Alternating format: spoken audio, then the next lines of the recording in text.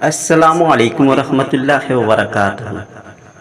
دوستوں، جب کبھی کسی دشمن کو ہلاک کرنے کا ارادہ ہو تو خوب اچھی طریقے سے سوچ سمجھ لیں کہ ہلاکت کا عمل کرنا چاہیے یا نہیں۔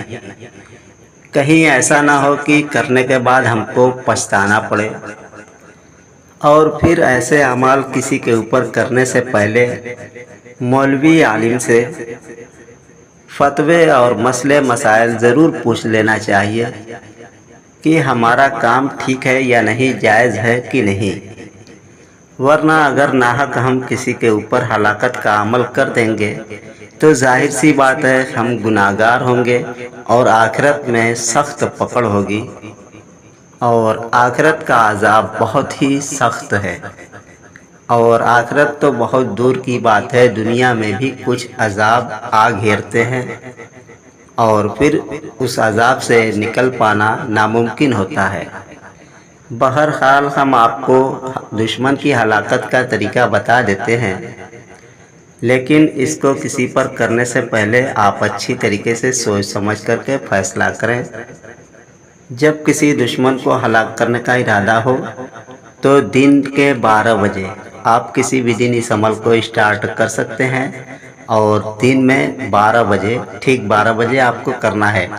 دشمن کا نام چاقو کے نوک سے زمین پر لکھیں، اور اس کے بعد پوری سورہ تبت یدا، یہ تبت یدا ابی لہب وتب ما اغنی عنہ مالہ وما کسب سیصلی نارا ذات لہب وامرأتہ حمالۃ الحطب فی جیدہا حبل من مسد۔ یہ پوری سورہ آپ کو ایک بار پڑھنی ہے، اور بسم اللہ کے بغیر پڑھنی ہے۔ بسم اللہ نہیں پڑھنا ہے، صرف یہ سورہ پڑھنی ہے۔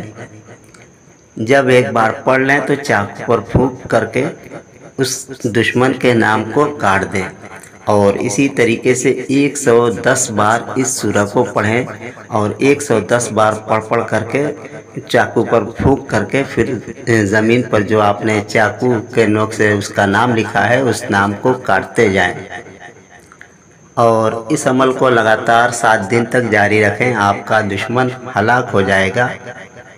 اور ایک بات دوستوں، عملیات کے شرائط اور قوانین کو سامنے رکھتے ہوئے عمل کرنا چاہیے۔ کوئی بھی عمل دشمن کی ہلاکت کا تو بالکل بغیر قانون کے نہیں کرنا چاہیے، جیسے کہ پاکی، باوضو اور حصار کا ہونا۔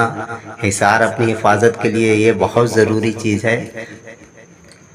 کسی بھی دشمن پر وار کرنے سے پہلے اپنی حفاظت کا خیال رکھیں تاکہ رجعت اور نقصان سے بچے رہیں، اور اگر وہ چیز پلٹ کر کے آپ پر آئے تو آپ اس حصار کے ذریعے سے محفوظ رہیں۔ اور عملیات میں جب بھی کوئی روحانی کام کرنا ہو تو خوشبو کا استعمال ضرور کریں، تاکہ روحانیات اس وجہ سے آپ کی طرف متوجہ ہوں اور آپ کا کام آسانی سے ہو جائے۔ اور دوستوں، اگر آپ کو کچی زمین نہ ملے، فرش آپ کا پکا ہو، تو وہاں پہ باہر سے مٹی تھوڑا سا لے کر کے اس کو فرش پر بچھا لیں، اور اس مٹی کے اوپر چاقو کے نوک سے دشمن کا نام لکھیں۔ اور جب آپ کا 7 دن کا عمل پورا ہو جائے، یا تو پہلے ہی روز اس مٹی کو جھاڑ کر کے لے جا کر کے دریا میں یا قبرستان میں دفن کر دیں، یا 7 دن کی اکٹھا کر کے پوری ایک ساتھ لے جا کر کے دریا میں ڈال سکتے ہیں، یا ندی میں یا کنویں میں ڈال سکتے ہیں، یا پھر قبرستان میں دفن کر سکتے ہیں۔